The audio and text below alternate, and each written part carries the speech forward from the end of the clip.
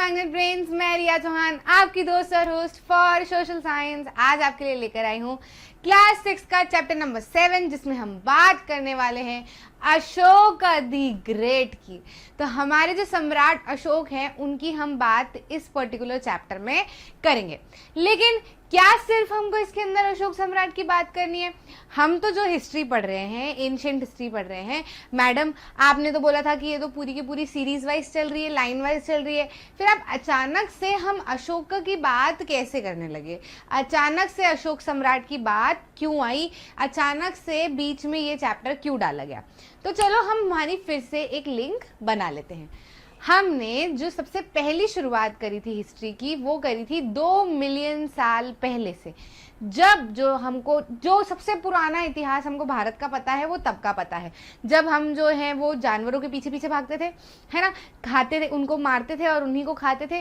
जो जंगलों में पेड़ पत्ते होते थे उन्हीं को खाया करते थे। अब एक टाइम के बाद वो जंगल में पेड़ पत्ते भी खत्म हो जाते थे क्योंकि हम कंज्यूम कर चुके होते थे, और वहाँ के जानवर भी ऑलमोस्ट खत्म हो जाते थे क्योंकि हम उनको भी खा चुके होते थे। इसलिए फिर हम जगह जगह जगह जगह बदलते रहते थे। साथ ही में जानवरों के पीछे पीछे भी भागते रहते थे क्योंकि जानवर अकेला खड़ा तो नहीं रहेगा कि आओ मारो मुझे खाओ, ऐसा तो नहीं होगा, है ना। जानवर भागता रहेगा और हम उनके पीछे पीछे भागते रहेंगे। तो ऐसा जो है वो शुरुआत में हो रहा था। हमको कई सारे ऐसे एविडेंसेस मिले, हमको पत्थर मिले, फिर कुछ समय बाद नुकीले पत्थर मिले, फिर कुछ समय बाद बड़े बड़े पत्थर मिले, है ना। फिर धीरे धीरे क्या होने लगा, समय बदला और धरती में से अचानक जो है वो क्या हुई, ग्रेन्स निकलने लगी। अब जब ग्रेन्स निकलने लगी, वीट, बार्ले, इनकी, तो लोगों ने क्या किया, उसमें थोड़ा सा दिमाग लगाया क्योंकि हम ह्यूमंस हैं। शुरुआत से जो है वो हमने काम किसको डेवलप करने पे किया? अपने दिमाग को डेवलप करने पे, ठीक है। तो हमने क्या किया, हमने देखा कि यार ये तो खाई जा सकती है। अब खाई जा सकती है तो इसको उगाई भी जा सकती है। उगाई जा सकती है तो कब तक उगाएंगे, क्या क्या चीज़ें लगेगी, कितना ध्यान रखना पड़ेगा, कितना पानी देना पड़ेगा। तो सब लोगों ने अपना अपना जो है वो दिमाग लगाया। फिर समझ आया कि यार इसको अगर रखना है, इसको 2-3 महीने लगेंगे उगने में, है ना, ध्यान रखना पड़ेगा, प्रॉपर पानी देना पड़ेगा, तो उसके लिए हमको इसके इर्द गिर्द ही रहना पड़ेगा। हम बार बार जगह छोड़ के नहीं जा सकते। तो फिर जब उसी जगह पे रहने की बात हुई तो फिर समझ में आया कि यार हमको तो बारिश होगी तो खुद को प्रोटेक्ट करने के लिए छत भी चाहिए। तो किसी ने ज़मीन खोद के छत बनाई, किसी ने धीरे धीरे करके वो सारी वेस्ट जो होता है, या फिर जो वो नहीं कहते, क्या बोलते हैं यार उसको, क्या बोलते हैं उसको, चारे वगैरह की जो है वो छोटी छोटी हट वगैरह बनाने की कोशिश की। किसी ने केव्स में रहने की कोशिश की।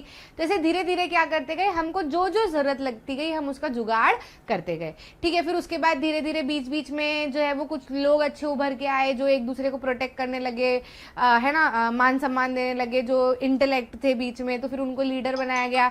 लीडर के साथ साथ में जो है वो, रुको भैया लीडर के साथ साथ में जो है वो उन्हें क्या किया गया कि धीरे धीरे तो करके हम लीडर देखने लगे। वो राजा वाले राजा ये अचानक से नहीं बन गए थे, उन लीडर्स को हमने देखा। फिर उसके बाद में जो है वो धीरे धीरे करके वही लीडर्स को ऐसा लगने लगा कि हाँ भैया हम तो सबसे पावरफुल हैं, ठीक है। फिर धीरे धीरे राज्य बनने लगा, राजपाट होने लगा, फिर टैक्सेस की जरूरत लगने लगी, किलो की जरूरत लगने लगी, तो अलग अलग चीजें जो है वो होने लगी। फिर उसी बीच कुछ लोग जो है वो ये सोच रहे थे कि भैया ये जिंदगी क्या है, क्या नहीं है, सवाल क्या है ना, हमको जिंदगी में क्या करना चाहिए, क्या आखिर मतलब क्या है इन सब चीजों का। तो ऐसे सवाल पैदा हुए और ऐसे सवाल के कुछ लोग जवाब ढूंढना शुरू किया कुछ लोगों ने। तो उसमें बुद्धा हुए, वर्धमान महावीरा हुए, उपनिषद लिखे गए, है ना, वेदास लिखे गए, ठीक है। तो ये सारा जो है वो इनकी सारी हमने बात कर ली थी।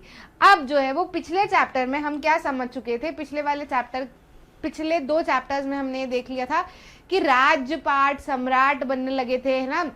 अश्वमेध यज्ञ के थ्रू राजा जो है वो अपने आप को जो है वो काफी ज्यादा पावरफुल प्रूव करने लगे थे, है ना। कैटल्स की लड़ाई हो रही थी, जमीन के लिए लड़ाई हो रही थी, ठीक है। तो एक टेरिटरी को दूसरी टेरिटरी कॉन्कर करना जो है वो राजाओं ने शुरू कर दिया था, है ना। जनपद बन चुके थे, महाजनपद बन चुके थे, ये सारी बातें जो है वो हमने कर ली थी। अब जब महाजनपद बन चुका था तो हमने उसमें भी देखा था कि यार मगध एक काफी बड़ा साम्राज्य था, वाजी एक काफी बड़ा साम्राज्य था। तो ऐसा ही एक साम्राज्य था मौर्य साम्राज्य, ठीक है। समझ में आया कि नहीं? तो इस पर्टिकुलर चैप्टर में हम बात करेंगे Ashok the emperor who gave up war, क्योंकि ये ऐसा समय था जब लोग जो है उन्होंने लड़ाई लड़ना शुरू कर दी थी कि ये तेरा है, ये मेरा है ना, यहाँ पे मैं रहूंगा, वहां पे तू रहेगा, ये टेरिटरी मेरे कंट्रोल में है, ये टेरिटरी तेरे कंट्रोल में। फिर कोई किसी पे अटैक कर रहा है, कोई किसी पे अटैक कर रहा है, ये वाली सारी चीजें चल रही थी। तो सेम यहाँ पर क्या हुआ, इस पर्टिकुलर टाइम पीरियड में जो है चाणक्य थे, ठीक है। अब चाणक्य का नाम आपने सुना होगा काफी ज्यादा, चाणक्य की नीतियां भी आपने सुनी होगी। वो थे एक ब्राह्मण, ठीक है। अब जब वो ब्राह्मण थे तो वो क्या करते थे, उनमें दिमाग बहुत था, ठीक है, काफी दिमाग था उनके अंदर, काफी स्ट्रैटेजीज थी, काफी चतुर थे वो, ठीक है। अब ब्राह्मण जो है वो, ब्राह्मण देवता यूजुअली क्या करते हैं, वो घर घर जाते हैं और जो है वो ऑफरिंग्स मांगते हैं, ठीक है। तो जब वो ऑफरिंग्स मांगने एक बार धनानंद राजा के घर पे गए, यानी कि धनानंद राजा के राजपाट में गए, तो धनानंद ने उनकी खूब बेइज्जती की। क्यों बेइज्जती की, क्योंकि वो जो चाणक्य थे उन्होंने धोती पहनी थी, चोटी थी उनकी एक, और बाकी बाल जो है वो टकला, ऐसे उनकी एक अपीयरेंस जो है वो बताया जाता है, ठीक है। तो धनानंद ने उनकी बहुत बेइज्जती की, बहुत बुरा भला उन्हें कहा, ठीक है। तो चाणक्य ने ये ठान लिया था कि अब मैं इसको जो है इसकी राजगद्दी से हटाऊंगा, ठीक है, और इसको राजगद्दी से हटाने के लिए मैं अपना एक राजा बनाऊंगा। तो ऐसे जो है वो उन्होंने चंद्रगुप्त के ऊपर काम करना शुरू किया, उनको जो है वो राजा बनाने की पूरी कोशिश की, और फाइनली जो है वो चंद्रगुप्त राजा बने। चंद्रगुप्त मौर्य जो थे वो राजा बने। अब वो राजा बने तो चंद्रगुप्त के साथ में थे चाणक्य, ठीक है। धनानंद को हरा दिया और चंद्रगुप्त जो है वो राजगद्दी पे बैठे, ठीक है। उनके पीछे थे चाणक्य, यानी कि भरपूर दिमाग और ताकत, सब कुछ। तो उन्होंने जो है वो काफी बड़ा एरिया कैप्चर किया, मतलब बहुत ज्यादा एरिया उन्होंने कैप्चर किया, काफी ज्यादा इंडिया का हिस्सा जो है वो उनके राजपाट में आने लगा, और वो मौर्य साम्राज्य कहा जाने लगा, ठीक है। ऐसे तो राज्य होता है, ठीक है, जिसको हम किंगडम कहते हैं, लेकिन अब जो है वो बनने लगे महासाम्राज्य, साम्राज्य बनने लगे, बड़े बड़े साम्राज्य बनने लगे, ठीक है। तो मौर्य साम्राज्य बन गया, यानी कि उसके अंदर बहुत सारे छोटे छोटे किंगडम्स उसके अंदर मिक्स हो गए, साम्राज्य इन द सेंस एम्पायर बन गया अब वो, ठीक है। तो मौर्य एम्पायर बन गया। फिर चंद्रगुप्त के बेटे हुए बिंदुसार, कौन हुए, चंद्रगुप्त के बेटे हुए बिंदुसार, और फिर बिंदुसार के बेटे हुए सम्राट अशोक। समझ आया कि नहीं। अब सम्राट अशोक की क्या खासियत थी, ऐसा क्या उन्होंने किया जो हम आज उनके बारे में यहाँ पे पढ़ रहे हैं, ये सारी बातें हम करेंगे। अच्छा, आपने जो है ऐसी इमेज कई जगह पर देखी होगी, ठीक है। इसको ये जो इमेज है जिसको हम हमारा नेशनल एम्बलम भी कहते हैं, ठीक है, ये जो है इसमें बीच में आप अशोक चक्र देखते हो, ठीक है, और शेर देखते हो, ब्रेवरी का जो प्रदर्शन करते हैं, है ना। तो ये जो चीज आप यहाँ पर देख रहे हो, ये जो नेशनल एम्बलम का जिसको हमने नाम दिया, ये जो है ये क्यों है, कहाँ से आया, पिल्लर पे बैठा हुआ है अशोक पिल्लर, मतलब ये दिल्ली में काफी बड़ा पिल्लर है, ठीक है, अशोक पिल्लर है। अशोक पिल्लर के ऊपर ये एम्बलम जो है वो बना था। तो ये कहाँ से इसकी शुरुआत हुई, कैसे ये बना, इंस्क्रिप्शन लिखे गए, वो पिल्लर के ऊपर भी बहुत सारी चीजें लिखी गई है।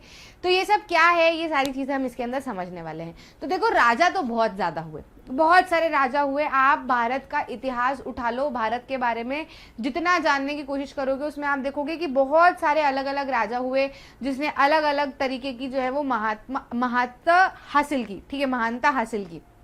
अब अशोक की एक क्वालिटी थी, अशोक ऐसे राजा थे जो अपनी प्रजा से जुड़े रहना चाहते थे हमेशा से, ठीक है। तो उन्होंने एक तरकीब निकाली जिससे कि वो प्रजा से डायरेक्ट बातचीत कर पाए।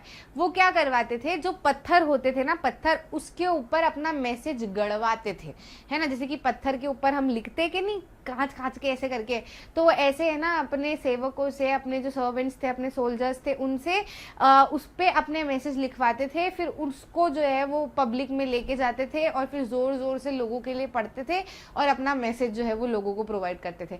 तो ये इंस्क्रिप्शन की जो शुरुआत है वो कहीं ना कहीं अशोक साम्राज्य से शुरू हुई थी, अशोक के साम्राज्य में शुरू की गई थी, जो कि एक ऐतिहासिक चीज है, ठीक है। उसके बाद में जो है वो कई तरह के पत्थरों पे इंस्क्रिप्शन हुए, है ना, बहुत सारे कॉइन्स भी बने, है ना, बहुत सारी चीजें भी लोग जो है वो लिखने, कॉइन्स तो खैर पहले से ही बन रही थी कुछ कुछ छाप के, लेकिन यहाँ से ऐसी चीज शुरू हुई कि भैया आप अपना मैसेज भी जो है वो पत्थरों पे लिख लिख के लोगों तक पहुंचा सकते हो।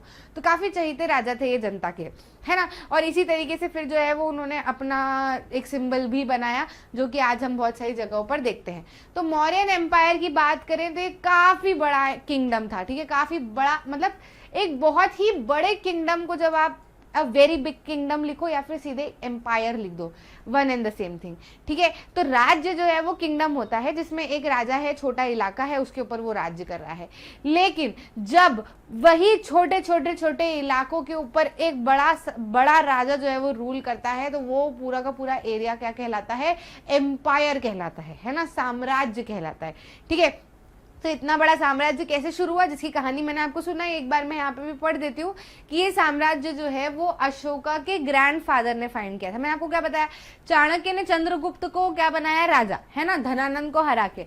चंद्रगुप्त के बेटे हुए बिंदुसार, और बिंदुसार के बेटे, बिंबिसार नहीं, बिंबिसार हम जो पढ़ के आए वो अलग है, ये बिंदुसार है ना। तो चंद्रगुप्त के बेटे हुए बिंदुसार, और बिंदुसार के बेटे हुए अशोक, यानी कि अशोक के दादाजी कौन थे, चंद्रगुप्त, यानी कि अशोक के दादाजी ने मौर्य एम्पायर की शुरुआत की थी। ठीक है, तो it was founded by grandfather Chandragupta Maurya, करीब 2300 साल पहले की ये बात है ना। साथ ही साथ में चंद्रगुप्त जो है वो सपोर्ट किए गए थे बाय चाणक्य, चाणक्य को कौटिल्य भी कहा जाता था, है ना। उनके आइडियाज, जो कौटिल्य है, चाणक्य की नीतियां, चाणक्य की जो नीतियां हैं, जो सीख हैं, वो इतनी ज़्यादा अच्छी थी कि आज भी अगर आप उनको फॉलो करोगे तो आप कहाँ से कहाँ पहुँच जाओगे। तो वो सारी चीज़ें जो है वो चाणक्य ने अर्थशास्त्र में लिखी, उन्होंने लिखा और फिर उसको नाम दिया अर्थशास्त्र। मतलब आप पैसों को लेकर, परिवार को लेकर, पति पत्नी को लेकर, राजा को लेकर, साम्राज्य को लेकर, कामकाज को लेकर, हर चीज़ को लेकर उन्होंने कई सारी बातें बताई है जो वाकई में फॉलो की जाए तो काफ़ी अच्छी। अगर आपको पढ़ना है तो आप अर्थशास्त्र में पढ़ सकते हो। ठीक है, कैपिटल जो था चंद्रगुप्त मौर्य के एम्पायर का, यानी कि मौर्यन एम्पायर का जो कैपिटल था, जैसे कि मध्य प्रदेश है, मध्य प्रदेश का कैपिटल क्या है, भोपाल, यानी कि ऐसी जगह को कैपिटल बनाया जाता है जिससे कि राज्य के बाकी सारे इलाके नजदीक हो, वहां तक जाया जा सके, है ना। तो राजा जो है वो अधिकतर कैपिटल में रहता है और फिर कैपिटल से वो पूरे के पूरे एरिया को रूल करता है। समझ में आया, तो शुरुआत से ही होता था ऐसा, है ना। तो जैसे अभी मध्य प्रदेश की बात करें तो स्टेट गवर्नमेंट है ना। अब कैपिटल जो भी रहेगा ना, जैसे भोपाल कैपिटल है तो कैपिटल में स्टेट की गवर्नमेंट रहेगी, यानी कि जो शिवराज सिंह जी चौहान है या फिर जो भी आने वाले सीएम बनेंगे वो कहाँ पे रहेंगे, भोपाल में रहेंगे, फिर वो भोपाल से आना जाना करेंगे जहाँ पे भी करना है ना। तो ऐसे कैपिटल होता था तब भी, जो राज्य होता था, जो साम्राज्य होता था, जो एम्पायर होता था, उसमें जो राजा है कैपिटल डिसाइड करता था कि ये मेरा कैपिटल रहेगा, यहाँ पे मैं रह के और फिर बाकी सारी चीजों का ध्यान रखूंगा, है ना। तो ये कैपिटल जो है वो उन्होंने 3 जगह पर बदले थे। सबसे पहले पाटलिपुत्र, जो कि आज का पटना है, जिसको हम पटना कहते हैं ना, समय में पाटलिपुत्र कहा जाता था। पाटलिपुत्र, तक्षशिला और उज्जैन कहाँ पे है ये एक बार मैप पे भी देख लो तो आपको जो है वो काम आएगा, आपको पता होना चाहिए। उज्जैन तो कहाँ पे है, जहाँ पर से खड़े रह के अभी मैं आपको पढ़ा रही हूँ, ठीक है, जहाँ पे मैं खड़े रह के अभी आपको पढ़ा रही हूँ ना, वो उज्जैन है। एक बार मैं आपको मैप पे भी दिखा देती हूँ भाई। अरे भैया चलो ना, ये क्या है, कभी कभार नाटक करने लगते हैं, है ना।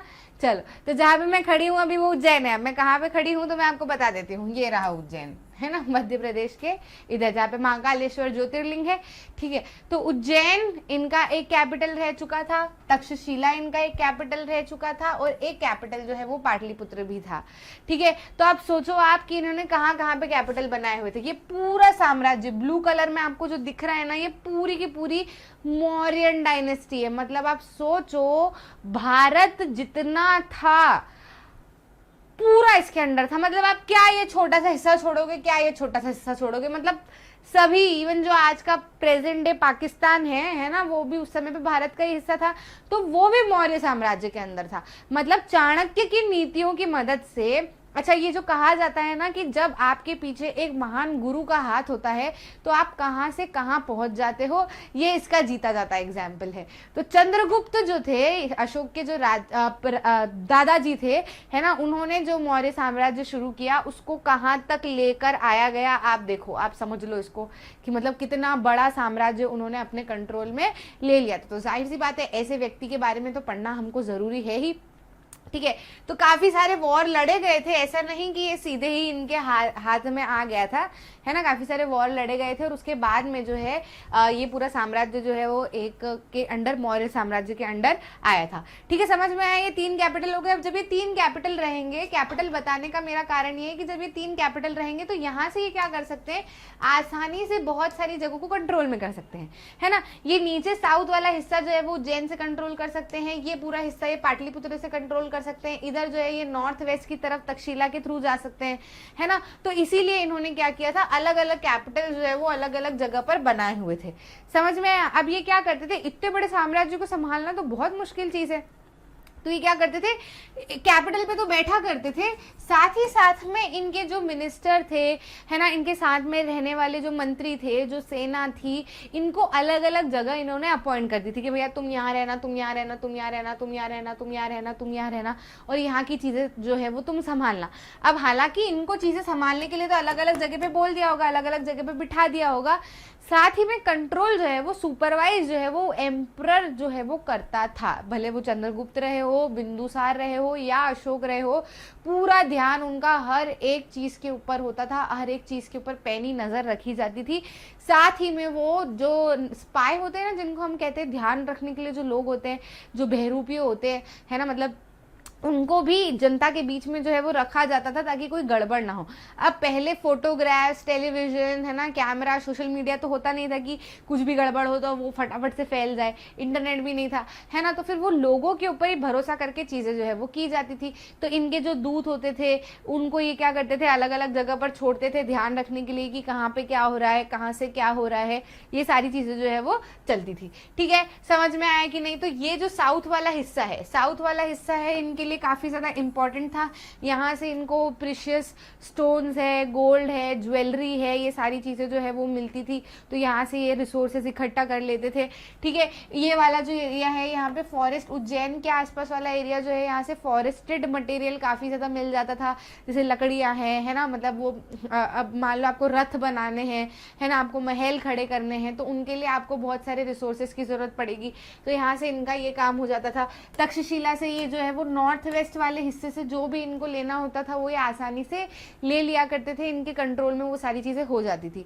अब जो है ये इनके बीच में अलग अलग गांव भी आते थे। देखो ये जाहिर सी बात है, अचानक से नहीं कि चंद्रगुप्त राजा बन गए और उसने ये सारा का सारा कंट्रोल में ले लिया, नहीं, ये बहुत बहुत धीरे धीरे कंट्रोल में आया था।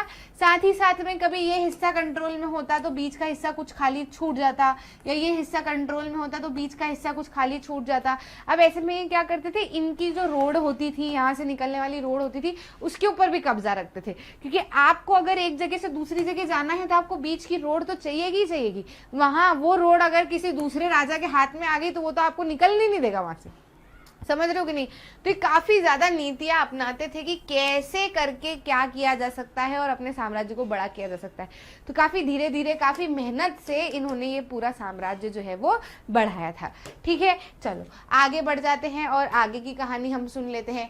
एम्पायर्स जो है, ठीक है, how are empires different from kingdoms, ये एक अच्छा सवाल है जो कि आपके दिमाग में आ सकता है कि एम्पायर्स जो है वो किंगडम से कैसे बड़े होते हैं। हम तो किंगडम को भी बोलते हैं, ठीक है, कि ये राजपाट है, और एम्पायर को भी हम कहते हैं कि राजपाट है, लेकिन समझना अभी मैं आपको ये इमेज लेके मैं आपको समझाती हूँ, है ना। जैसे मान लो कि एक राजा उज्जैन पे राज कर रहा है, ठीक है, जैसे ये राजा का नाम है रिया या ये रानी है रिया है ना, जो उज्जैन पे राज कर रही है। तो ये रिया का क्या हुआ, किंगडम, ठीक है, ये रिया का हुआ किंगडम। अब ये वाला राज्य जो है मान लो किसके अंडर है, स्नेहा के अंडर, तो ये क्या हुआ, स्नेहा का किंगडम। ठीक है, ये वाला एरिया जो है वो किसके अंडर है, ये वाला एरिया जो है वो मान लो राहुल के अंडर है, तो ये वाला एरिया जो है वो राहुल के अंडर है, तो ये राहुल का क्या हुआ, किंगडम। ठीक है, अब ये अगर पूरा हिस्सा तरुण के हिस्से में आ जाता है, या फिर तरुण जो है वो इनसे और पावरफुल हो जाता है, इनसे लड़ाई लड़ लेता है, फिर इनको कह देता है कि भैया तुम जो है वो क्या करना, मेरे अंडर आ जाओ, है ना, मैं तुमको, तुम्हारा जो राजपाट है वो तुम्हारे पास ही रखूंगा, लेकिन जो मैं कहूंगा वो होगा। तो ये तीनों मान जाते हैं कि हाँ ठीक है ना, और तरुण जो है वो इन सबके ऊपर रूल करता है। क्लियर है कि नहीं? तो तरुण क्या हो गया, एम्परर। तरुण क्या हो गया, एम्परर। ये क्या है, किंग, ये है किंग, समझ रहे हो कि नहीं?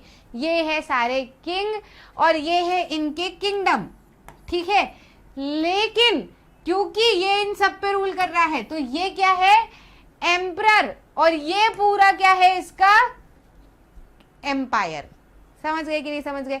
कैसे अलग है, बहुत छोटी सी चीज है, इसमें तो मतलब कोई बहुत ज्यादा लोड लेने की बात नहीं है, मैंने तो आपको एक्स्ट्रा ही करके समझा दिया इसको, आप खुद भी समझ ही गए होंगे, है ना, मतलब बहुत ईजी है। ठीक है। जब वो बहुत छोटी छोटी चीजों को मिला के जब बड़ी चीज हो जाती है तो वो एम्पायर कहलाती है, और जो छोटे छोटे राजपाट होते हैं वो क्या कहलाते हैं, किंगडम कहलाते हैं। एम्परर्स जो है वो उनको ज्यादा रिसोर्सेज चाहिए होते हैं एज कम्पेयर टू किंगडम, जाहिर सी बात है, क्योंकि एम्परर जो है वो अब बड़े लेवल पे हो गया ना, तो उसको रिसोर्सेज चीजें जो है वो ज्यादा चाहिएंगी, सेना बड़ी चाहिएगी, है ना, राजपाट बड़ा चाहिएगा, उसको खाने पीने के रिसोर्सेज ज्यादा चाहिएंगे, उसको टैक्सेस ज्यादा चाहिएंगे उसको, क्योंकि उसको सब लोगों को सैलरी देनी है, साथ ही में उसको आर्मी बड़ी चाहिएगी, उसको हाथी घोड़े सब कुछ ज्यादा चाहिए होंगे, है ना, सिक्योरिटी ज्यादा चाहिए होगी, समझ रहे हो कि नहीं, need to be protected by armies, है ना। साथ ही साथ में नंबर ऑफ ऑफिशियल्स जो है वो भी ज्यादा चाहिएंगे, क्योंकि अब एम्पायर हो गया पूरा और एम्परर हो गया, तो भाई वो तरुण तो अकेला एम्परर है, उसके अंडर जो किंगडम है, तो किंगडम में से आने वाले जो भी रेवेन्यू है या टैक्सेस है, तो उसके ऊपर ध्यान रखने के लिए, उसको कलेक्ट करने के लिए ज्यादा लोग भी तो चाहिए।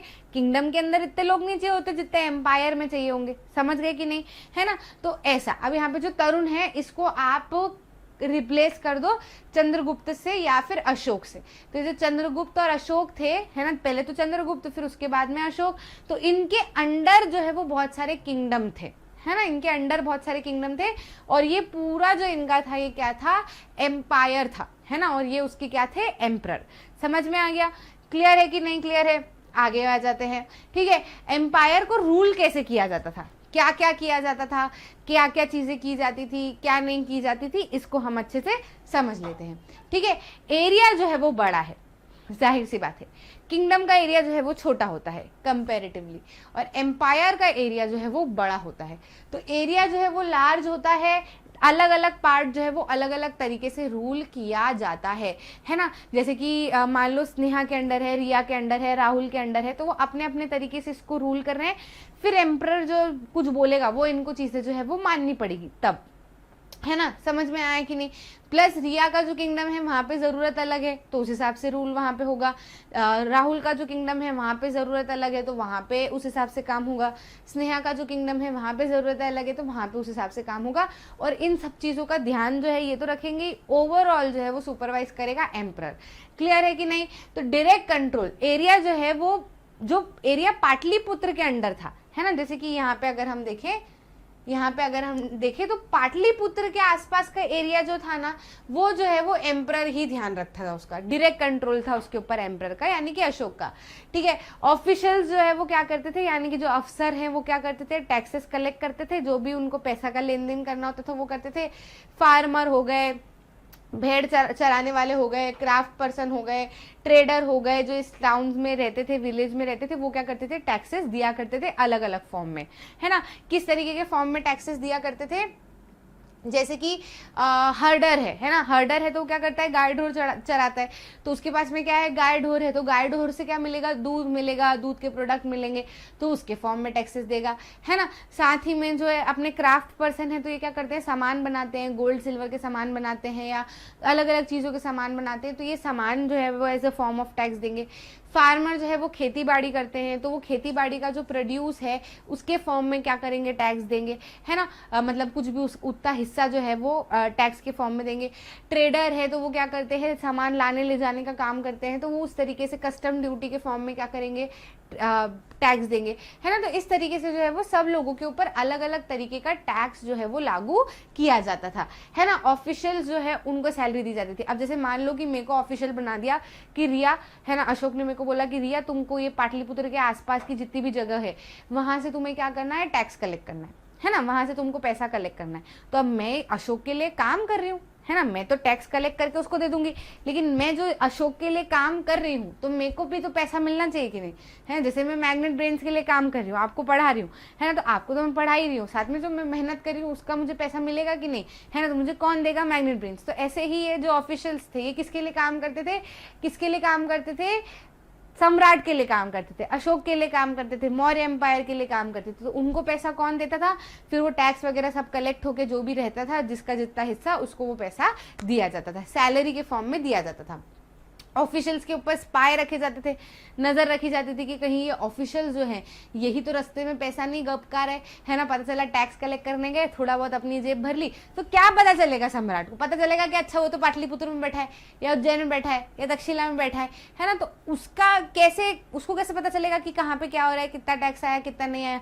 बीच में तो कोई कितना ही घपला कर सकता है, समझ रहे हो कि नहीं? तो उनके ऊपर नजर रखने के लिए लोग रखे जाते थे, और नजर रखने वाले कैसे लॉयल होंगे? तो नजर रखने वालों को पैसा दिया जाता था कि भैया अगर तू पकड़ के लाया, इनकी गलती अगर तू पकड़ के लाया तो हम तेरे को इतनी रकम देंगे, इतनी रकम देंगे। तो नजर रखने वाला भी एकदम पैनी नजर रखता था, है ना, कि कहाँ गलती कर रहे हैं ये ऑफिशियल्स, चलो आज तो इनको लपेट लेते हैं, है ना। तो ये बिल्कुल बराबरी से ध्यान रखते थे, और जहां गड़बड़ होती थी तो उन ऑफिशियल्स को हटा दिया जाता था, जहां नहीं होती थी तो उनको प्रेज भी किया जाता था। ठीक है, एम्परर जो है वो सारी की सारी चीजें सुपरवाइज करता था। अब अलग अलग काम तो सबको दे दिए, है ना, बाकी ओवरऑल ध्यान जो है वो एम्परर रखा करता था। जैसे कि आज जो है वो हमारे प्रधानमंत्री है नरेंद्र मोदी जी, है ना। अब उनके अंडर कितने सारे स्टेट हैं, है ना, जितने भी हमारे 28 स्टेट हैं वो सारे के सारे किसके अंडर आते हैं? यूनियन टेरिटरी किसके अंडर आती है? सब उनके अंडर आती है। अब उन्होंने जो है वो क्या किया हुआ है कि सब लोगों को अलग अलग काम दे दिया कि भैया तेरे को ये काम करना है, तेरे को ये काम करना है, तेरे को ये काम करना है, तेरे को ये काम करना है ना। और उनके ऊपर नजर रखने वाले लोग भी होंगे, जाहिर सी बात है, क्रॉस चेक करने वाले। साथ ही में जो ओवरऑल, ऐसा नहीं कि उनको काम देके वो आराम से बैठे हैं उनके घर में, नहीं, वो ध्यान रख रहे हैं, है ना, वो पूरा ध्यान रख रहे हैं, उनसे अपडेट ले रहे हैं कि कहाँ पे हुआ कि नहीं, कितना हुआ, कितनी प्रोसेस में है, कितना पैसा आया, कितना पैसा गया, किसकी मदद हुई, किसकी मदद नहीं हुई। इन सब के ऊपर ध्यान कौन रख रहा है? वो एम्परर। मतलब अभी वो एम्परर नहीं है, लेकिन मैं आपको एग्जाम्पल के तौर पर दे रही हूँ, क्योंकि आप वो वैसे आसानी से समझ जाओगे। क्लियर है कि नहीं? ठीक है, समझ में आया? तो इस तरीके से राजपाट जो है वो चलाया जाता था। अब दूसरे प्रोविंसेस भी थे, जैसे कि पाटलिपुत्र के आसपास का एरिया तो एम्परर ने संभाल लिया। अब जो अलग अलग दूसरे प्रोविंसेस थे उनको कैसे संभालते थे? तो देखो, दूसरे जो रिमेनिंग प्रोविंसेस, मतलब जो दूसरी रिमेनिंग जगह थी, उनको तक्षशिला और उज्जैन के थ्रू संभाला जाता था, है ना। पाटलिपुत्र के आसपास का एरिया जो है वो राजा संभाल लेता था, फिर तक्षशिला के आसपास का हिस्सा जो है वो वहां से किया जाता था। सम कंट्रोल जो है वो पाटलिपुत्र से दिया जाता था, तक्षशिला का हिस्सा जो है वो नॉर्थ वेस्ट का तक्षशिला से संभालते थे, साउथ वाला हिस्सा जो है वो उज्जैन से संभालते थे। ठीक है, लोकल कस्टम रखे जाते थे, रूल्स रखे जाते थे ताकि लोग जो है वो फॉलो करें, और अगर रूल्स फॉलो नहीं किए जाते थे तो सजा भी दी जाती थी। ठीक है, साथ ही साथ में इनके बीच का जो हिस्सा था वो भी काफी ज्यादा इनके कंट्रोल में था। मौर्यंस ने जो है वो रोड, रिवर वगैरह सब जगह पर अपना कंट्रोल जमाया हुआ था, ताकि इनके हिसाब से ही बढ़िया से काम चल पाए। ये रोड, रिवर से क्या होता है ना कि आप ट्रांसपोर्टेशन, टैक्स कलेक्ट करना, है ना, ये सारे रिसोर्स कलेक्ट करना ट्रिब्यूट के फॉर्म में, ये सब काफी ज्यादा आसान हो जाते हैं। अब बीच की रोड, बीच की रिवर अगर किसी और के हिस्से में होगी तो फिर आप वहां पे अपना हक जमा पाओगे क्या? बिल्कुल नहीं जमा पाओगे, आपको फिर उस बंदे के हिसाब से चलना पड़ेगा। इसलिए मौर्य डायनेस्टी में ये चीज की उन्होंने पूरा फोकस रखा कि जितना हिस्सा इनके कंट्रोल में आ सकता है इतना आ जाए, ताकि ये अपने हिसाब से काम कर सके। ठीक है, तो इस तरीके से ये क्या करते थे? रूल किया करते थे, है ना। बीच में जो फॉरेस्टेड रीजन था, यानी कि जो जंगली इलाका था, उसका क्या किया जाता था? तो जंगली इलाके में जो है वो लोग, है ना, कभी तो इंडिपेंडेंट रहते थे, कभी इंडिपेंडेंट नहीं रहते थे। क्यों इंडिपेंडेंट नहीं रहते थे? क्योंकि कॉमन लोग थे, है ना। अब हर जगह तो आवाज नहीं उठाई जा सकती, तो जब भी ये राजाओं को, सेनाओं को लकड़ी की जरूरत पड़ती थी, टिम्बर की जरूरत पड़ती थी, केरोसिन की जरूरत पड़ती थी, मतलब फॉरेस्ट से आपको बहुत सारी चीजें मिलती है, और पहले तो सारी चीजें जंगलों से ही काम होता था, तो इन जंगलों के ऊपर काफी ज्यादा कंट्रोल रखा जाता था, ताकि यहाँ से ही डायरेक्ट सामान ले लिया जाए और प्रॉब्लम ना आए, है ना। तो ये जंगलों के ऊपर काफी ज्यादा कंट्रोल रखते थे, जंगलों के ऊपर कंट्रोल रख के काम किया करते थे। तो यहाँ से लकड़ी ले जाते थे, है ना, ऑफिशियल्स जो है वो सारे सामान यहाँ से लेके चले जाते थे। एलिफेंट हो गया, हनी हो गई, वैक्स हो गया, और भी बहुत सारी जितनी भी चीजें जंगल से निकल सकती है, इतनी चीजें जो है ये ऑफिशियल्स यहाँ पर आते थे और सामान ले लेकर जाते थे। ठीक है, तो ये फॉरेस्टेड एरियाज को भी इन्होंने अपने कंट्रोल के अंदर रख रखा था। कई सारी जगह पर तो जबरदस्ती सामान ले लिया जाता था, कई सारी जगह पर जबरदस्ती नहीं भी ले पाते थे, लेकिन ये क्या करते थे, लोगों से टैक्स तो जरूर से लेते थे, है ना, कि भाई जैसे हम लोग आज टैक्स पे कर रहे हैं कि घर लिया है तो इसका टैक्स हमको देना है, या नौकरी वाला बंदा है तो वो TDS पे करेगा, है ना, जो बिजनेसमैन है वो अलग तरीके से टैक्स पे करेगा, तो सबका अलग अलग फॉर्मेट है। तो ऐसे इन लोगों ने भी अलग अलग फॉर्मेट रख रखे थे कि भाई आपको टैक्स तो जो है वो तो देना ही देना है। साथ ही साथ में ये जो ऑफिशियल्स थे ये कभी कभार या कभी कभार से ज़्यादा बार भी कह सकते हैं ट्रिब्यूट भी लिया करते थे। अब ट्रिब्यूट मतलब क्या, मान सम्मान में किसी को कोई चीज़ देना। जैसे कि आज आप मेरे से खुश हो, है ना, और आपके पास में कोई चीज़ है, आपको लगा कि मेरे को ये रिया मैम को देनी है क्योंकि रिया मैम ने मेरे लिए ये काम किया है या मेरे को अच्छे से पढ़ाया है, जो भी आपको लग रहा है, आप एज ए ट्रिब्यूट मेरे को दे रहे हो, है ना। तो ये तो आप अपने अपने मन से ले रहे हो, मैं आपसे ज़बरदस्ती नहीं ले रही कि नहीं मेरे को ला के दो या तेरे पास है तो ये मेरे को दे दे, है ना, ये नहीं कर रही हूँ मैं। आप जो है वो मन से अगर दे रहे हो तो वो ट्रिब्यूट कहलाता है। लेकिन यहाँ पर ये जो ट्रिब्यूट ले रहे थे ये कई बार ज़बरदस्ती भी लेते थे, है ना। जैसे कि किसी क्राफ्ट पर्सन के पास में बहुत कीमती चीज़ है ना, तो ये ऑफरिंग के तौर पे ले लेते थे। ये बीच के ऑफिशियल, राजा नहीं, ये जो बीच के ऑफिशियल्स होते थे नहीं, ये ज़बरदस्ती ले लेते थे उनसे, कई बार वो मन से दे देते थे, है ना। तो ये क्या था, ये टैक्स से अलग था, ये टैक्स के अंदर इंक्लूड नहीं होता था, है ना। रेगुलर बेसिस पे कलेक्ट किया जाता था, जब भी पॉसिबल हो सके तब ये लोग एक दूसरे से सामान मांग लेते थे, ठीक है, बहुत सारी चीजें मांगते थे। कई बार तो इंसान अपने मन से दे देता था, कई बार बेमन से भी उसको देना पड़ता था। तो ऐसे साम्राज्य में जो है वो अलग अलग एक्टिविटीज देखने को मिल रही थी, ठीक है। अब हम बात कर लेते हैं किसकी, अशोक की। दैट हु वॉज अशोक, मतलब जिनकी हमको बात करनी है। अभी तो हमने ये आधे घंटे में अपना जो मौर्य साम्राज्य है उसके बारे में हमने बात समझ ली कि कैसा मौर्य साम्राज्य था, क्या क्या काम वहाँ पर होते थे, किस तरीके से वहाँ पर काम होते थे, क्या क्या करते थे, कैसे पैसा कमाते थे, कहाँ से पैसा आता था, ये सब हमने अच्छे से इस पूरे के अंदर समझ लिया। अब हम समझ लेते हैं कि अशोक कौन थे, है ना। तो चंद्रगुप्त का रूल गया, बिंबिसार को रूल मिला, है ना। मतलब ये डायनेस्टी चलती थी, है ना। मौर्य डायनेस्टी, मतलब डायनेस्टी क्या होता है ना, ऐसा राजपाट होता है जिसमें बेटे का बेटा, बेटे का बेटा, बेटे का बेटा राज्य करता है ना। तो चंद्रगुप्त ने राज्य किया, चंद्रगुप्त के बाद में राजपाट जो है वो, चंद्रगुप्त के बाद में राजपाट जो है वो किसको मिला, उनके बेटे बिंदुसार को। और बिंदुसार के बाद में राजपाट किसको मिला, बिंदुसार के बेटे अशोक को। अब जब अशोक को राजपाट मिला तो उन्होंने अलग तरीके से काम किया। He was a unique ruler. Unique ruler मतलब एकदम हटके थे, वो सब लोगों से अलग थे, है ना, काफी ज्यादा हटके थे। Most famous of Mauryan rulers, जितने भी मौर्यन रूलर्स रहे, जितने भी मौर्य साम्राज्य पे राजपाट करने वाले राजा रहे, उनमें सबसे ज्यादा फेमस जो है वो कौन हुए, अशोक। अच्छा, आप एक और चीज समझना, एक और चीज मैं आपको बताती हूँ, ध्यान से सुनना, है ना। तो आपने देखा है कि अशोक द ग्रेट भी कहा जाता है और अकबर द ग्रेट भी कहा जाता है। तो ऐसा क्यों, अकबर द ग्रेट और अशोक द ग्रेट दोनों को ही द ग्रेट क्यों कहा जाता है? चलो अशोक तो फिर भी यहाँ के थे, है ना, लेकिन अकबर जो है वो तो, ये लोग तो मतलब वेस्ट साइड से आए थे, फिर उसके बाद में उन्होंने कॉन्कर किया था, है ना, तो इनको भी द ग्रेट क्यों कहा जाता है? तो अब आप एक बात समझना, ये काफी ज्यादा लोगों के दिमाग में ये सवाल रहता है, ठीक है। तो इन दोनों के अंदर काफी ज्यादा खासियत थी, ठीक।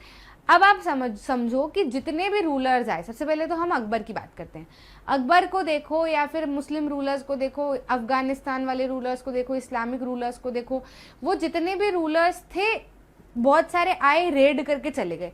लेकिन ये जो अकबर था, अकबर के एम्पायर में हमेशा उसने इंडिया के हिस्से को बचाने की बात की, प्रोटेक्ट करने की बात की। बाहर से जितने भी लोग आए उससे वो लड़े और यहाँ के हिस्से को उन्होंने बचाया और साथ में रखा, ठीक है। आप जब इतिहास पढ़ोगे, जब आप मॉडर्न हिस्ट्री पढ़ोगे या फिर उसके पहले भी जब बात की जाती है तो उसमें भी ये सारी चीज़ें, इतिहास में अलग अलग हिस्ट्री के जो लोग हैं वो ये सारी चीज़ें कहते हैं, काफ़ी हद तक उन्होंने प्रोटेक्ट किया बाहर के इन्वेडर्स से। साथ ही साथ में ये जो दोनों लोग थे, है ना, अकबर की बात कर लो या अशोक की बात कर लो, ये धर्म को लेकर एकदम निष्पक्ष थे, है ना, मतलब ऐसा नहीं, निष्पक्ष थे। ऐसा नहीं कि भैया हमारा जो धर्म है यही अच्छा है, दूसरे का धर्म जो है वो खराब है, जो हमारा धर्म फॉलो करेगा उसको हम प्यार से रखेंगे, जो नहीं फॉलो करेगा उसको हम मार देंगे। ये कट्टरता दोनों के रूल में नहीं थी। इन्होंने दोनों ने ये देखा कि भाई धर्म है, अपना है, ठीक है, अपन मान लो, दूसरे का है, उसके धर्म को भी अगर आप सम्मान करोगे तो सामने वाला बंदा भी आपको सम्मान देगा, है ना। जब सामने वाला बंदा भी आपको सम्मान देगा तो आपके साथ में प्यार से रहेगा, आपको उसको लड़के उसके हिस्से के ऊपर कब्जा करने की जरूरत नहीं पड़ेगी। आप प्यार से भी उसको जीत सकते हो, अपने अंडर ले सकते हो और आगे बढ़ सकते हो, है ना। साथ ही साथ में इन दोनों ने एडमिनिस्ट्रेशन में बहुत अच्छा काम किया, मतलब ऐसी इन्होंने नियम शैली लागू की या इस तरीके से जो है वो इन्होंने काम किया कि किसी को परेशानी ना हो। है ना। और अपने एम्पायर को इन्होंने आगे बढ़ाया, चीज़ों को आगे कंट्रोल किया, और एक समय के बाद में काफ़ी हद तक इनको समझ में आ गया था दोनों को कि लड़ाई झगड़े से कुछ नहीं होने वाला भैया। लड़ाई झगड़ा अगर हम करेंगे तो उसमें नुकसान होता है, नॉर्मल जनता का नुकसान होता है, हाथी घोड़े जानवर जो है इन लोगों का नुकसान होता है, जो नॉर्मल जनता है वो काफ़ी ज़्यादा जो है वो दुख प्राप्त होता है, उन लोगों को काफ़ी ज़्यादा वो परेशान होते हैं। तो ये वॉर जितना कम हो सके हम उतना कम करेंगे, प्यार से जितना जिसको जीत सकते हैं उतना हम जीतने की कोशिश करेंगे।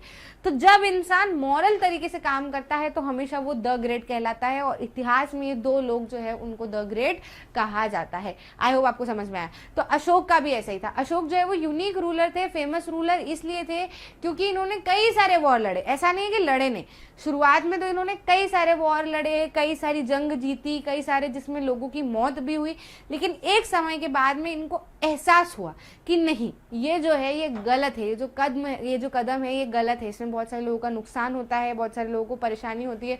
फिर इन्होंने अपनी तरफ से कदम उठाए कि क्या किया जा सकता है कि ये वॉर जो है, ये लड़ाइयाँ जो है ये खत्म की जा सके। समझे कि नहीं। तो ये बहुत फेमस रूलर थे।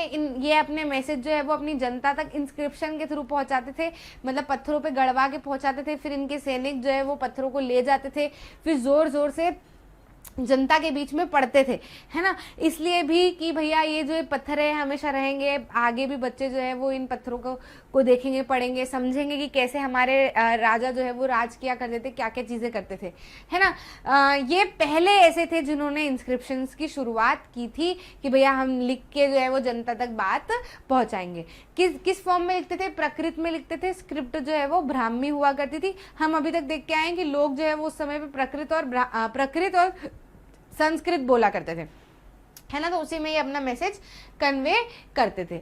अब क्या हुआ, मैंने आपको बताया कि अशोक जो है वो उन्होंने भी काफ़ी ज़्यादा वॉर लड़े, है ना। बहुत सारे, भाई जाहिर सी बात है, मौर्य एम्पायर इतना बड़ा, तो फिर अलग अलग जगह पर इन्होंने लड़ाइयाँ तो लड़ी होगी ना। तो इन्होंने काफ़ी सारी जगहों पर लड़ाइयाँ लड़ी, बहुत सारी जगहों पर लड़ाइयाँ लड़ी।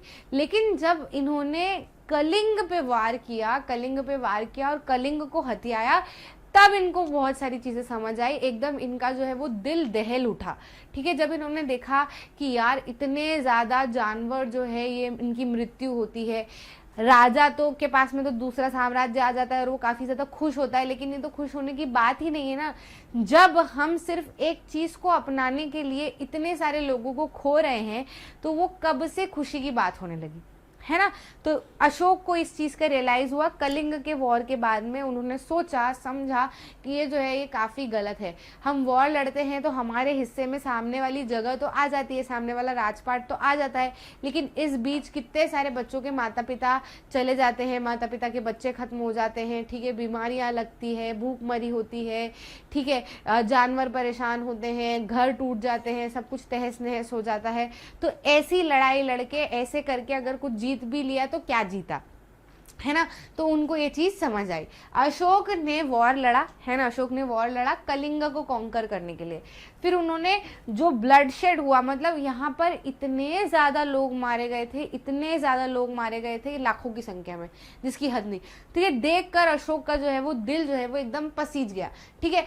फिर उन्होंने इस वॉर के बाद में सोच लिया कि नहीं, अब मैं वॉर नहीं लड़ूंगा, मैं वॉर जो है वो उसको त्याग दूंगा, ठीक है। Only king in the history of the world who gave up conquest after winning the war.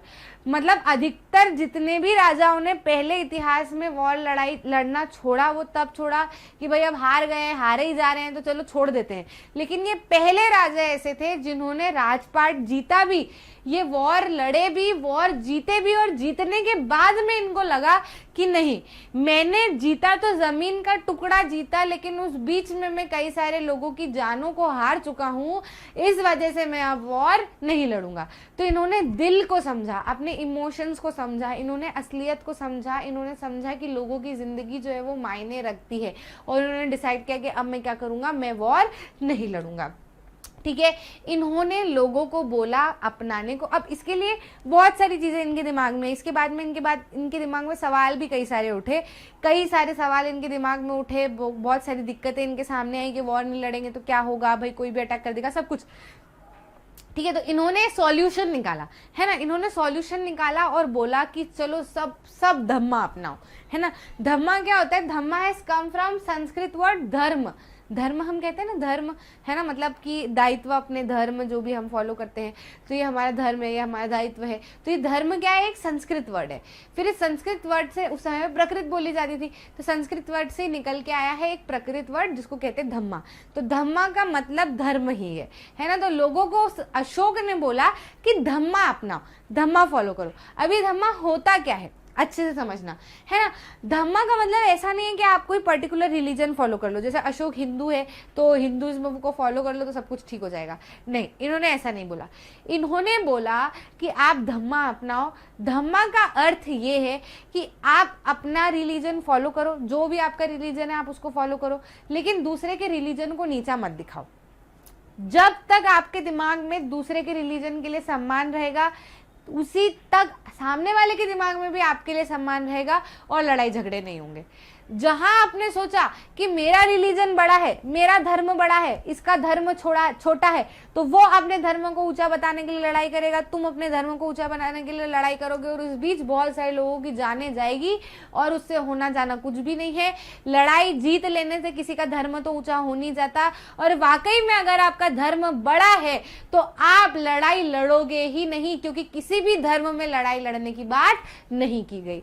ठीक है, तो अशोक का ऐसा मानना था कि आप धम्मा फॉलो करो। धम्मा का अर्थ ये है कि आप जो धर्म फॉलो करना चाहते हो वो धर्म आप फॉलो करो, लेकिन खुद के धर्म को जितना सम्मान देते हो उतना ही सम्मान आप दूसरे के धर्म को भी दो, दूसरे की जिंदगी को भी दो, है ना। तो इन्होंने बोला कि it was not about any religion और worshipping, it was not about performing sacrifice. मतलब ऐसा नहीं कि आपको किसी को सेक्रीफाइस करना पड़ेगा या आपको कुछ और करना पड़ेगा, ऐसा नहीं है। ठीक है, इन्होंने इस तरीके से टीचिंग देने की कोशिश की जिस तरीके से एक पिता अपने बच्चों को शिक्षा देता है, ऐसे इन्होंने ये शिक्षा पिता बनकर अपनी प्रजा को देने की कोशिश की। ये जो है काफ़ी हद तक इंस्पायर्ड थे बुद्धा से, क्योंकि ये सारी बातें जो है वो बुद्धा भी करते थे और ये उसी समय के अराउंड की बात है ना। बहुत सारी दिक्कतें थी, जो बहुत सारे प्रॉब्लम्स थी, बहुत सारी परेशानियां थी जो इनके दिमाग में घूम रही थी, जैसे कि अलग अलग रिलीजन जब लोगों का होता है, जब लोगों को अलग अलग रिलीजन लोग जब फॉलो करते हैं तो उनके बीच में लड़ाइयाँ होती है ना, कि मेरा रिलीजन अच्छा है, इसका खराब है, इसका खराब है, मेरा अच्छा है ना। ऐसे करके काफ़ी ज़्यादा कॉन्फ्लिक्ट होते हैं, जिसकी वजह से लोग जो है वो एनिमल को भी सेक्रीफाइस करते हैं, है ना। जैसे कि अश्वमेध यज्ञ में मैंने आपको बताया था कि अश्वमेध यज्ञ के थ्रू ही राजा जो है वो अपने आप को बड़ा बताते थे और फिर अश्वमेध यज्ञ में सेक्रीफाइस करते थे एनिमल्स को, है ना। तो एनिमल सेक्रीफाइस इसके अंदर होते थे। साथ ही साथ में स्लेव्स को, सर्वेंट्स को लोग जो है वो मिसट्रीट किया करते थे, है ना। उनके साथ में भेदभाव करते थे, उनको नीचा दिखाते थे, उनके साथ में गलत व्यवहार करते थे। क्वेरल्स होते थे फैमिलीज में, नेबर्स के बीच में, सबके बीच में जो है वो लड़ाई इसी कारण से होती थी। तो इसको कैसे ठीक किया जा सके, तो अशोका को लगा कि ये उनकी जिम्मेदारी है, क्योंकि उनके अंडर एक काफ़ी बड़ी प्रजा है और प्रजा के लिए उसका राजा एक पिता समान होता है। तो इनकी एक जिम्मेदारी है कि जो परेशानियां हैं, दिक्कत है, इनका सॉल्यूशन निकाले। ठीक है, तो उन्होंने क्या सॉल्यूशन निकाला, उन्होंने बोला कि धम्मा फॉलो करो, और धम्मा महमत्ता के नाम से इन्होंने ऑफिशियल्स अपॉइंट किए, है ना। जैसे कि अशोका है और अशोका ने मुझे, आपको, ऐसे बहुत सारे जो है वो ऑफिशियल्स अपॉइंट कर दिए और हमको नाम दिया धम्मा महमत्ता। ठीक है ना। अभी धम्मा महमत्ता लोगों का क्या काम था, ये ऑफिशियल्स को इन्होंने ऑर्डर्स दिए कि मैं आपको एक इंस्क्रिप्शन लिख के दूंगा, वही जो पत्थरों पे इंस्क्रिप्शन लिखवाते थे, तो ये पत्थरों पे इन्होंने इंस्क्रिप्शन लिखवाया और फिर इन धम्मा महमत्ता को बोला कि आप लोग अलग अलग जगह पर जाओ और जोर जोर से इस इंस्क्रिप्शन को पढ़ो और लोगों को सुनाओ। ठीक है, तो these went place to place teachings about Dhamma, है ना। धम्मा को फैलाने के लिए जो धम्मा महमत्ता थे, जो ऑफिशियल्स थे, लोग थे, अलग अलग जगह पर गए। जैसे कि आपने देखा कि आरएसएस है ना। आरएसएस जो है वो एक तरीके की शाखा है ना। अब वो शाखा की जो भी उनके नियम है, उनकी टीचिंग्स है, उसको फैलाने के लिए उनके मेंबर्स अलग अलग जगह पे जाते हैं ना, लोगों को बताने के लिए, है ना। जैसे जैन धर्म के लोग हैं तो वो अलग अलग जगह पर जाते हैं बताने के लिए, चीज़ें फैलाने के लिए। तो जैसे कि हिंदू धर्म में लोग प्रवचन करते हैं, अलग अलग जगह पर जाते हैं और अपनी चीज़ें जो है वो समझाते हैं लोगों को, धर्म के बारे में। तो ऐसे ही इन्होंने अशोक ने धम्मा महमत्ता बनाए, लोगों को धम्मा महमत्ता बनाया और उनको अलग अलग जगह पर भेजा कि आप जाओ और ये चीज़ें जो है वो लोगों को सिखाओ, लोगों को बताओ कि मैं ऐसा करने के लिए लोगों को कह रहा हूँ, ठीक है। और उन्होंने मैसेज जो है उसको इंस्क्राइब करवाया पत्थर पे। फिर उसके बाद में इन धम्मा महमत्ता को बोला कि अब सब लोग तो पढ़ नहीं सकते, तो इसीलिए आप जहाँ पर भी जा रहे हो वहाँ ज़ोर ज़ोर से ये मैसेज जो है वो लोगों को सुनाना, ज़ोर ज़ोर से चिल्ला चिल्ला के बताना, ठीक है। और साथ ही साथ में सीरिया, इजिप्ट, ग्रीस, श्रीलंका ऐसी जगह पर भी इन्होंने अपने मैसेज पहुंचाए, रोड बिल्ड करवाए, कुएं खुदवाए, ठीक है, रेस्ट हाउसेस बनवाए। तो इसे काफ़ी ज़्यादा अच्छे अच्छे काम अशोक ने करना शुरू कर दिए। वो कलिंगा वॉर के बाद में उन्होंने वॉर लड़ना बंद कर दिया और ऐसे अच्छे अच्छे काम करना जो है वो उन्होंने शुरू कर दिया, ठीक है। अब इसमें जो है वो इन्होंने लिखवाया क्या था, है ना, इसमें इन्होंने लिखवाया क्या था, तो अशोक ने पत्थर के ऊपर लिखवाया था कि मैं जो है, आप मेरी प्रजा हो और मैं आप मुझे इतना मान सम्मान देते हो, मुझे अपना राजा मानते हो, मतलब मैं आपके लिए आपके पिता समान हूँ। तो मैंने जो कलिंग वार में देखा, कलिंग के वार में देखा, उसमें मुझे समझ आया कि काफ़ी ज़्यादा लोगों को परेशानियाँ होती है, दुख भोगना पड़ता है ना। राजा को तो राजपाट मिल जाता है लेकिन प्रजा जो है वो काफ़ी हद तक परेशान हो जाती है। तो इस वजह से मैं आप सभी से विनती करता हूँ कि अब मैं जो है ये वॉर छोड़ रहा हूँ, अब मैं लड़ाई झगड़े करना छोड़ रहा हूँ। और आप सभी से भी विनती करता हूँ कि आप सब भी धम्मा को फॉलो करें, धम्मा को अपनाएं, अपने रिलीजन को भी अपनाएं, साथ ही साथ में दूसरे के रिलीजन को भी बराबर से सम्मान दें। जो स्लेव्स हैं, जो सर्वेंट्स हैं, उनको भी सम्मान दें, एनिमल्स को भी लाड़ प्यार से रखें, उनके प्रति करुणा रखें, है ना, उनको परेशान ना करें, ठीक है, उनको भी इज्जत दें, है ना, मतलब जो खाने पीने की चीज़ें हैं उनको प्रोवाइड करें, उनका सेक्रीफाइस ना करें। ऐसे सब कुछ लिख के उन्होंने जो है वो पहुंचाया, ठीक है। समझ में आया? तो लोगों के मन में एकदम अशोक के लिए प्यार उमड़ गया कि अरे ये तो पहली बार है जब कोई राजा इस तरीके की बात कर रहा है। और जाहिर सी बात है, मौर्य एम्पायर काफ़ी बड़ा एम्पायर था, तो ये बातें पूरे भारतवर्ष में पहुंची। इस वजह से अशोक को द ग्रेट कहा गया, है ना। अशोक, कभी भी आप अशोक के नाम को देखोगे तो अशोका नहीं बोलते, सिर्फ अशोका द ग्रेट ही कहा जाता है। तो किस लिए? लड़ाइयाँ तो सारे राजाओं ने की, लेकिन ऐसा क्या था कि अशोका द ग्रेट कहलाए? इसलिए द ग्रेट कहलाए क्योंकि उन्होंने इंसानियत को अपनी निजी ज़रूरतों के ऊपर रखा, है ना, लोगों को समझा, लोगों की परेशानियों को समझा, अपना राजा होने का क्या धर्म होता है इस चीज़ को समझा। क्लियर है कि नहीं क्लियर है? और वो अलग अलग स्क्रिप्ट में ये सारी चीज़ें लिखवाते, जैसे ब्राह्मी स्क्रिप्ट है, तो ब्राह्मी स्क्रिप्ट क्या होती है, तो आपको छोटा सा कॉलम दिया हुआ है ना। ब्राह्मी स्क्रिप्ट जो है वो मॉडर्न डे, आज की जो इंडियन स्क्रिप्ट है ना अलग अलग, वो सब ब्राह्मी स्क्रिप्ट से निकल के आई है। जैसे कि देवनागरी देख लो, बंगाली देख लो, मलयालम देख लो, तमिल देख लो, तो ये जो अक्षर है ना, ये अक्षर क्या लिखा है? अ लिखा है। तो ये किससे निकल के आया है? ब्राह्मी। अर्ली ब्राह्मी में अ को ऐसे लिखा जाता था। अब देखो आप, इसी अ को जब देवनागरी में लिखा गया तो ऐसे करके मोड़ दिया, है ना, इसी को थोड़ा सा चेंज करके ये लिखा गया, इसी को थोड़ा सा चेंज करके बंगाली में अ ऐसे लिखा जाता है, इसी को थोड़ा सा चेंज करके मलयालम में अ ऐसे लिखा जा सकता है, इसी को थोड़ा सा चेंज करके तमिल में अ ऐसे लिखा गया। मतलब कहीं ना कहीं ये सारे के सारे, कहीं ना कहीं ये सारे के सारे अक्षर जो हैं ये अ है ना, अ जो अपन बोलते हैं ना अ, ये अ लिखे गए और ये कहीं ना कहीं इसी से निकले हैं, है ना, इसी से निकले हैं, इसी को मॉडरेट किया गया, मॉडिफाई किया गया और ये बना है। तो ये ब्राह्मी स्क्रिप्ट कही जाती है, जो कि कहीं ना कहीं जितनी भी बाद में लिखी जाने वाली स्क्रिप्ट है वो सब के सब ब्राह्मी स्क्रिप्ट से ही निकली है। ठीक है, समझ में आया कि नहीं? आई होप आपको चैप्टर क्लियर है, अच्छे से आपको समझ में आया है। अगर कोई भी डाउट लगे या कोई एक्स्ट्रा चीज़ आपको पता है तो ज़रूर से कमेंट सेक्शन में बताना, है ना। और जो ये वाला चैप्टर अपना कंप्लीट हो गया, इसके बाद में आपको most important question, NCERT solution और एमसीक्यूज भी इसके मिल जाएंगे, तो आपको बिल्कुल पक्के से वो सारी चीज़ें देख लेनी है ना। अब ऐसा नहीं है कि ये चैप्टर देखने के बाद में आपको उसके लिए पैसा देना है, नहीं, वो सारी चीज़ें भी आपके लिए एकदम फ्री ऑफ कॉस्ट है। और वो नहीं, उसके बाद में सारे चैप्टर्स, सारे वीडियोज़ आपके लिए फ्री ऑफ कॉस्ट है। जितने भी यहाँ पर आप ये कोर्सेज देख रहे हो, इनके सारे वीडियो लेक्चर्स आपके लिए फ्री ऑफ कॉस्ट है। नोट्स, लेक्चर्स, ठीक है, PYQs, most important question, MCQs, chapter, अलग अलग कंसेप्ट, क्वेश्चन, सैम्पल पेपर, सब हम आपको एकदम फ्री ऑफ कॉस्ट प्रोवाइड करते हैं, ताकि आपको कभी भी ऐसा ना लगे कि यार ऐसा होता तो मैं ऐसा कर लेता, वैसी चीज़ मेरे पास होती तो मैं वैसा कर लेता। आप बस पढ़ते रहें और खूब अच्छे से लाइफ में एक्सेल करें और बहुत कुछ अच्छा करके बताएं, ठीक है। और इस लेसन से जो भी आपको सीख मिलती है उसको ज़रूर से अपनी लाइफ में अपनाएं। अच्छा लगा तो लाइक करना, शेयर करना अपने दोस्तों के साथ में, और चैनल को ज़रूर से सब्सक्राइब करना ताकि आप इसे कोई भी इंपॉर्टेंट वीडियो मिस ना कर जाए। मिलते हैं अगले वीडियो में।